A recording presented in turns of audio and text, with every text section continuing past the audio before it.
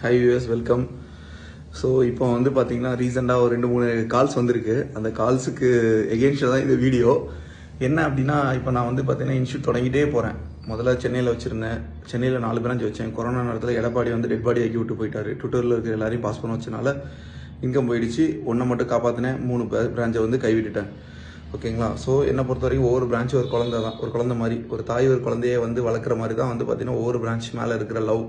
எப்படி கேபிஎன் ஓனருக்கு பஸ்ஸுக்கு மேலே காதல், அதே மாதிரி தான் இன்ஸ்டியூஷனுக்கு காதல். நிறைய பேர் வந்து அடுத்து நாகர்கோவில் ஆரம்பிச்சிட்டிங்க, அடுத்து திருநெல்வேலியில் ஆரம்பிச்சிட்டிங்க, தென்காசியில் ஆரம்பிச்சிட்டிங்க, திருச்சியில் ஆரம்பிச்சிட்டிங்க, உங்கள் நேம் தம்பிராஜனால டீ இருக்கிற இடமா ஆரம்பிக்கிறீங்களா அப்படிலாம் கேட்டாங்க. அப்படிலாம் இல்லை.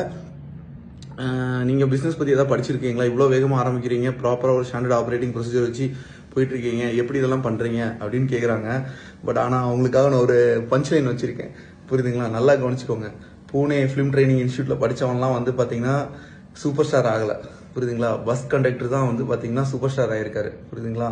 நம்ம என்ன பண்ணுறோன்னு முக்கியம் இல்லை, எப்படி பண்ணுறோம் தான் முக்கியம். புரியுதுங்களா? So I worked for this idea 10 years. 10 வருஷத்துக்கு முன்னாடியே எனக்கு அந்த ஐடியாஸ் வந்துச்சு. ஆனால் நான் 10 வருஷம் ஐ worked for the idea. So இன்றைக்கி அந்த ஐடியாவில் நான் பூம் ஆகிட்டு இருக்கேன்.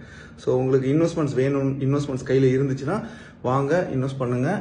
நீங்கள் வந்து பார்த்தீங்கன்னா ரிட்டர்ன்ஸ் மட்டும் ஃபிக்ஸடாக நாங்கள் கொடுத்துருவோம். நாங்களே வந்து பார்த்தீங்கன்னா மார்க்கெட்டிங் பண்ணிடுவோம், நாங்களே பிராண்டிங் பண்ணிடுவோம், நாங்களே சேல்ஸ் பார்த்துப்போம்.